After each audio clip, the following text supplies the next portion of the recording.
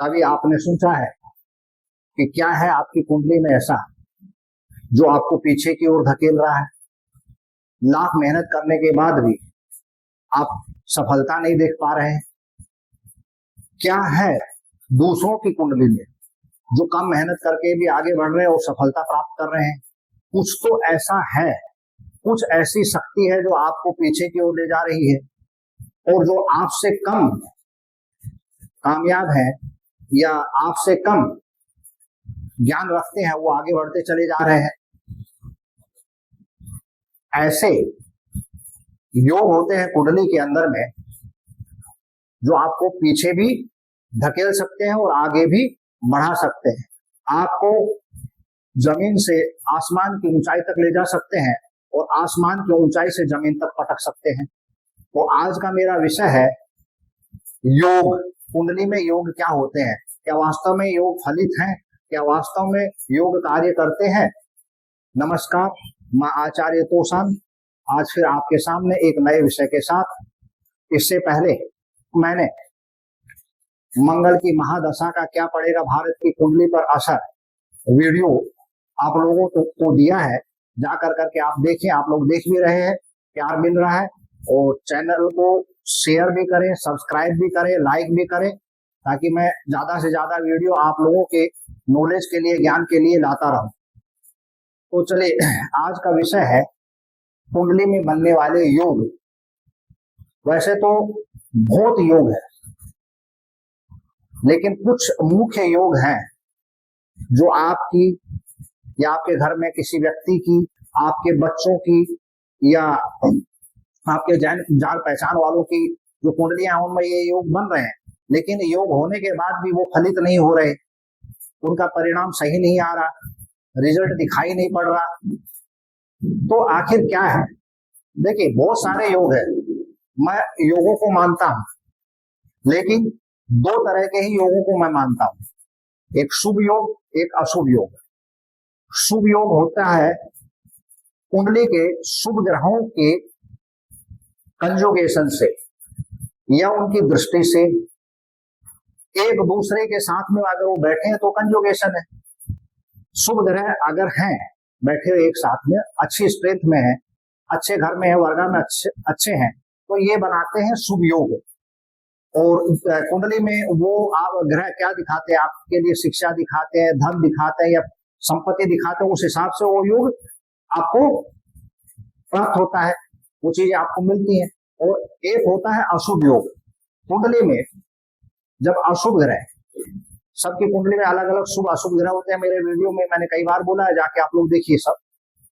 अगर अशुभ ग्रह आपस में कंजुगेशन बना रहे हैं या दृष्टि संबंध बना रहे हैं या निगेटिव घर में बैठे हैं कुंडली के, और वर्गा में भी सही नहीं है, तो वो अशुभ योग होता है।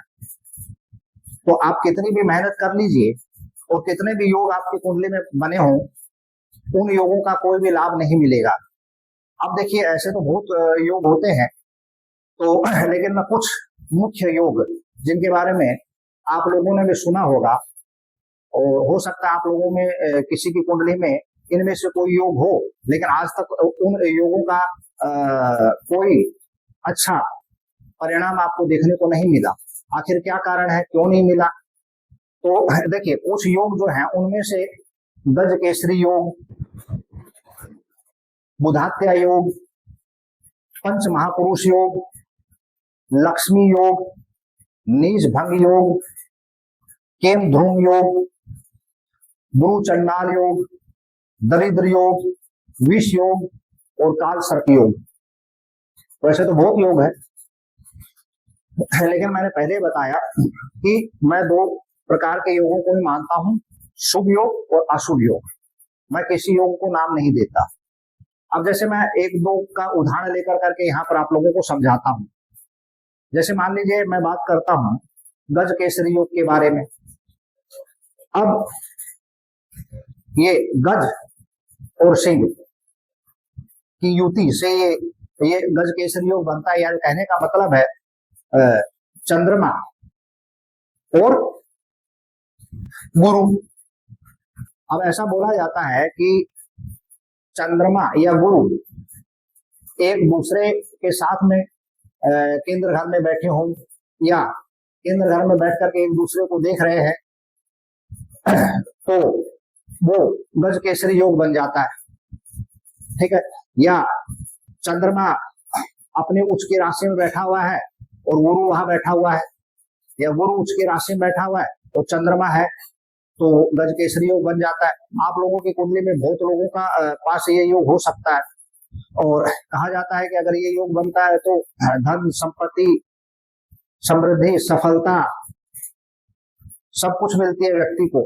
लेकिन आप लोगों ने प्रैक्टिकल में देखा होगा बहुत लोगों की कुंडली में ये योग है, लेकिन ऐसा उनके साथ कुछ भी नहीं हुआ, ना शारीरिक रूप से, ना आर्थिक रूप से और ना मानसिक रूप से। अब मैं उदाहरण देता हूं। जैसे मान लीजिए कर्क लगन की ही कुंडली है। अब कर्क लगन की कुंडली में गुरु लगन में ही बैठ गया उच्च का होकर के, और मान लीजिए वहां पर ही चंद्रमा बैठा है, ये मान लीजिए 7वें घर में चंद्रमा बैठा है, तो ये क्या हो गया, गज केसरी योग हो गया। लेकिन चंद्रमा और गुरु की युति कर्क लगन में मानसिक परेशानियां खड़ी कर देगी, रिलेशनशिप बिगाड़ देगी, हेल्थ रिलेटेड इश्यूज आ जाएंगे, लीगल केस में आदमी फंसेगा, मानसिक समस्याएं उसको होगी, झगड़ालू होगा, गुस्सैल प्रवृत्ति का व्यक्ति हो सकता है, वो चोट फेट लगेगी। तो अब बताइए ये कौन सा गज केसरी योग हो गया, कहा गया गज केसरी योग। तो ऐसा नहीं है कि भाई ये ग्रह ये दोनों साथ बैठ गए ये हो गया तो ये योग बन गया। भैया ऐसा कुंडली के हिसाब से कार्यात्मक शुभ अशुभ ग्रह होते हैं, उनका स्ट्रेंथ होता है, प्लेसमेंट होता है, वर्गा के अंदर होता है, तब वो काम करते हैं। तो योग होने से कुछ भी नहीं होता। इसलिए मैंने शुरू में कहा था कि मैं 2 प्रकार के योगों को ही मानता हूँ, शुभ और अशुभ। अब चलिए दूसरा उदाहरण ले लेता हूं मैं, बुधाते योग, यानी बुध और सूर्य का युति या दृष्टि से ये योग बनता है। अब ये सब जगह लागू नहीं। अब जैसे मैं उदाहरण दे दूं, मान लो मेष लगन की ही कुंडली है और सूर्य अपनी राशि में ही बैठा है, सिंह राशि में 5वें घर में, और बुध भी वहीं पर आकर के बैठ गया, ठीक है। या मान लो सूर्य 4थे घर में है और बुध भी वहीं आके बैठ गया, या मान लो सूर्य पहले घर में है और बुध भी वहीं आके बैठ गया, तो भाई इसके हिसाब से तो बुधाते योग हो गया। यानी ऐसा व्यक्ति प्रखर बुद्धि का होगा, बुद्धि से धन संपत्ति अर्जित करेगा और मानसिक रूप से शारीरिक रूप से सब तरह से वो व्यक्ति सही रहेगा। लेकिन ऐसा मेरे लाइफ में, प्रैक्टिकल लाइफ में मैंने हजारों कुंडलियां देखी हैं, मुझे तो ये इस तरह का योग जो है फलित होता हुआ दिखा नहीं। आप लोग खुद भी देख लीजिएगा। अब मेष लगन में अगर सूर्य बुध एक साथ आ गए तो पढ़ाई लिखाई नहीं होने देगा, उच्च शिक्षा तो बिल्कुल नहीं होने देगा, हेल्थ प्रॉब्लम खड़ा कर देगा, हार्ट का, डाइजेस्टिव सिस्टम का, ब्लड प्रेशर का, ऑटो इम्यून सिस्टम का, मंद बुद्धि बना देगा आदमी को। तो बताइए कहाँ का बुधाते योग बन गया, आप प्रैक्टिकल लाइफ में देख लीजिए। और दूसरा उदाहरण ले लीजिए। अब मान लीजिए तुला लगन की कुंडली है, अब वहां पर जो है सूर्य और बुध पहले 4थे 5वें 10वें कहीं भी बैठ गए तो बोल दिया जाएगा बुधाते एक हो गया भाई। कितने लोगों का आपने देखा होगा उनकी स्कूलिंग पढ़ाई भी नहीं हो पाती, बुधाते योग तो बात दूसरा बात है। यानी ऐसा योग जो बुध और सूर्य के युति से बन रहा है और जो आदमी को टैलेंटेड बनाएगा, प्रखर बुद्धि का बनाएगा, समृद्ध शक्तिशाली बनाएगा और बहुत तेज दिमाग उसका होगा, ऐसा तो कुछ भी देखने को नहीं मिलेगा।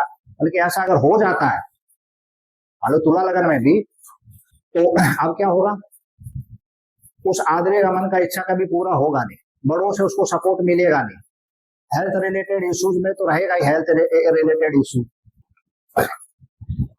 और सोर्स ऑफ इनकम खत्म, लीगल इश्यूज आ जाएंगे।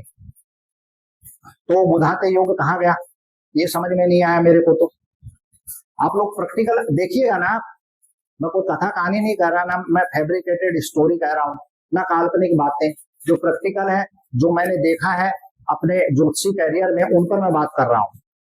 अब चलिए माफ कीजिएगा।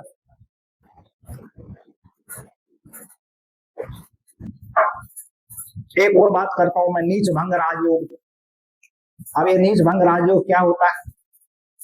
जब कोई ग्रह अपना नीच का राशि में है, ठीक है, और उस ग्रह का स्वामी अपना उच्च का राशि में चला गया, या पहले चौथे सातवें 10वें घर में आकर के बैठ गया, ठीक है, तो बोल दिया जाता है। वैसे तो कई फैक्टर बताए गए नीच भंग के, लेकिन मैं एक ही पर बात कर रहा हूं। यहाँ पर बोल दिया जाएगा नीच भंग हो गया भैया, नीच भंग राजयोग हो गया, यानी अब जीवन में सफलता मिलेगी, पक्की पक्की उन्नति होगी, आर्थिक रूप से, शारीरिक रूप से, मानसिक रूप से, संपत्ति से, धन से, और वो राजा बनेगा भाई, ठीक है।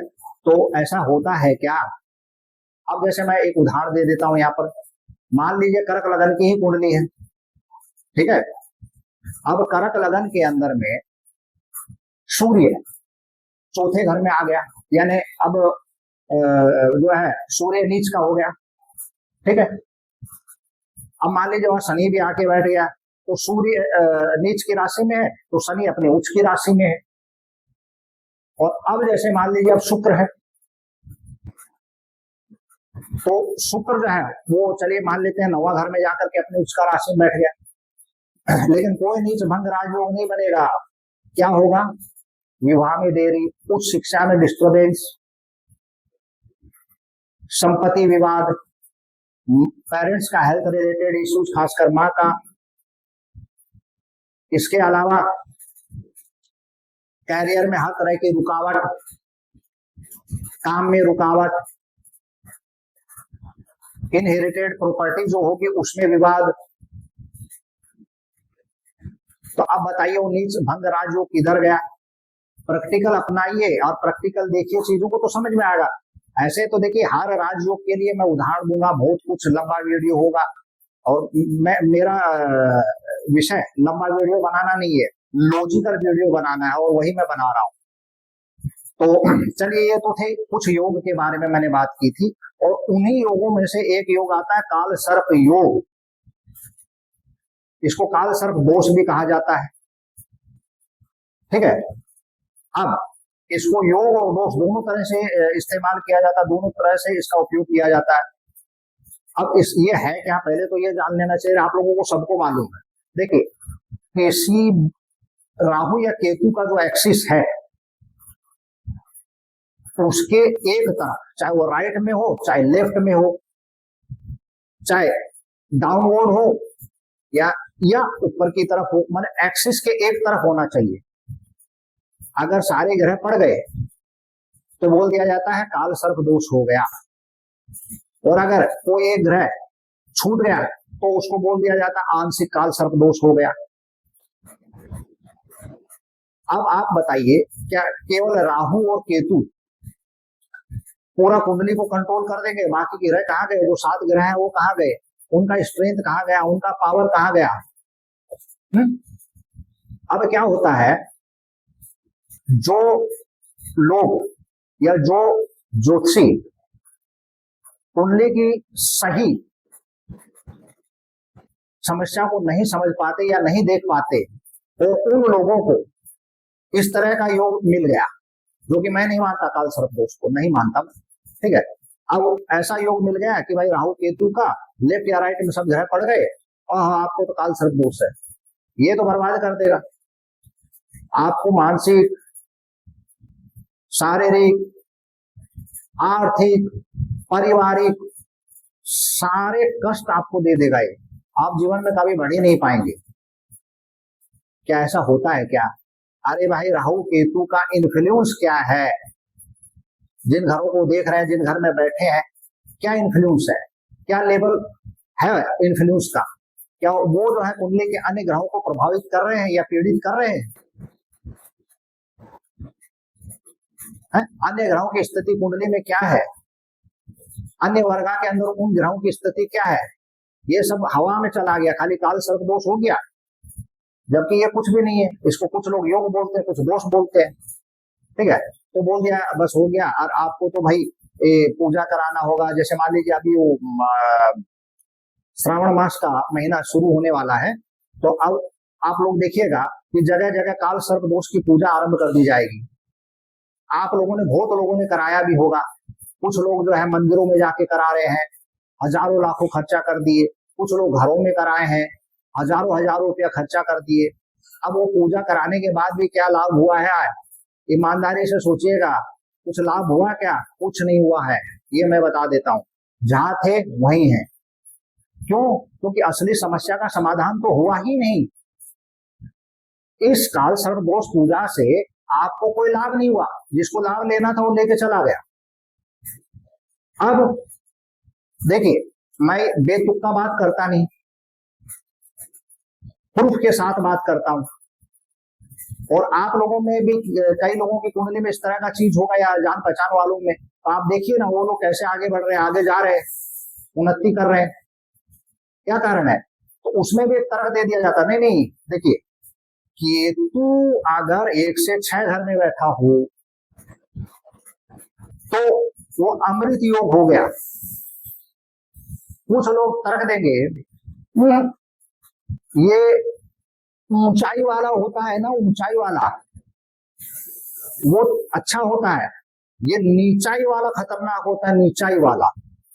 आप जो है अगर जानकार है, ज्योतिषी में पढ़े लिखे हैं इस विषय को, तो आप किसी भी क्लासिकल टेक्स्ट यानी किताब में जाके देख लीजिए, इसका कोई विवरण नहीं है।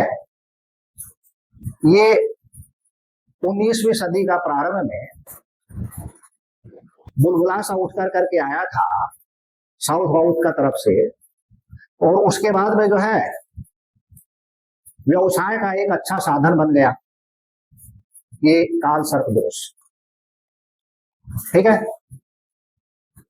ऐसा कुछ भी नहीं होता। राहु केतु किस घर में बैठे, उस घर का स्वामी किस स्थिति में है, वो घर को, अन्य घरों को कितना लेवल पर इंपैक्ट कर रहे, प्रभाव डाल रहे हैं उनको, और बाकी ग्रहों पर वो कितना प्रभाव डाल रहे हैं, ये फैक्टर होगा। ना कि लेफ्ट आ गया, राइट आ गया, ले भैया तेरा तो ट्रेन खत्म है, अब हो गया तेरा काम।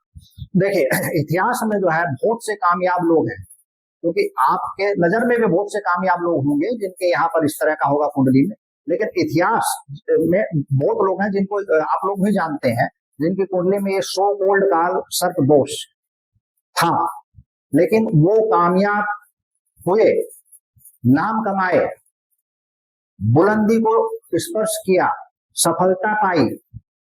अब उनका नाम जो है आप लोग भी जानते होंगे, मैं यहाँ पर बता भी देता हूं।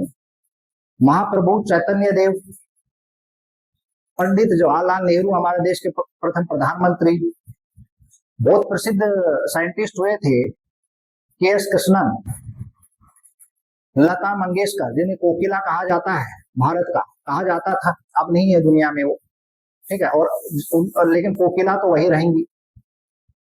सचिन तेंदुलकर, कौन नहीं जानता उनको, ईश्वर की दया से हमारे बीच हैं वो, और अभी रहेंगे, ईश्वर उनको रखेगा हमेशा। अब जो है वो इतने बड़े क्रिकेट खिलाड़ी बने कि पूरा विश्व में भारत का नाम रोशन किया, पूरा विश्व में डंका बजा दिया। ठीक है, उनको सर्वश्रेष्ठ नागरिक सम्मान मिला हुआ है, भारत रत्न का सम्मान मिला हुआ है। उनके कुंडली में भी काल सर्प दोष है। मैं सबकी कुंडलियां तो यहाँ एक्सप्लेन नहीं कर सकता, लेकिन जो हमारे बीच हैं, मैं वो प्रसिद्ध पर्सनैलिटी सचिन तेंदुलकर की कुंडली के बारे में थोड़ी सी चीजें बता दूं यहाँ पर। उनका जन्म हुआ था 24 अप्रैल 1973 को 2:40 मुंबई में। सिंह लगन की कुंडली बनती है। ठीक है, अब आप देखिए, इनके 5वें घर में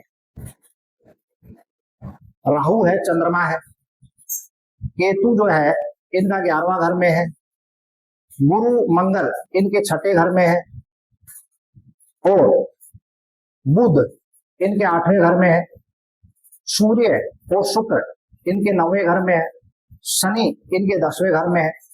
यानी आप देखिए, राहु केतु के एक तरफ राइट हैंड साइड में डाउनवर्ड सारे ग्रह आ गए, यानी संपूर्ण काल सर्प दोष इनकी कुंडली में हो गए।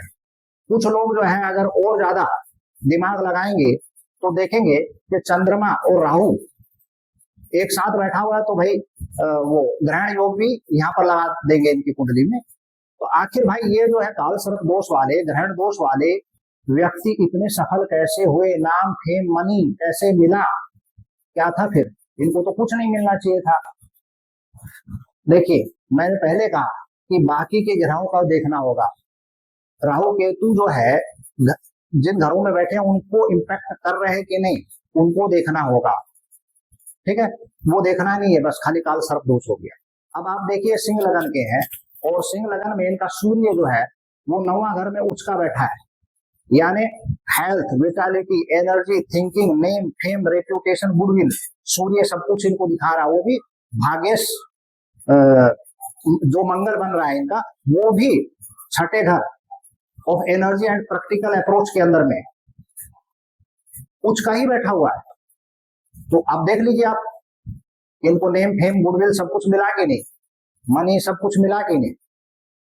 हाँ, अब जो है कुछ लोग यहाँ पर ये बोलेंगे कि अरे ये तो इतने पढ़े नहीं, इनका शिक्षा क्यों नहीं हुआ, तब ये है वो है। तो देखिए शिक्षा के लिए अलग ग्रह है, इनका जो है शिक्षा दिखाता है बुध, जो इनका 8वां घर में रिस्ट्रिक्टेड राशि में, नीच का राशि में नहीं बोलता, यानी प्रतिबंधित है।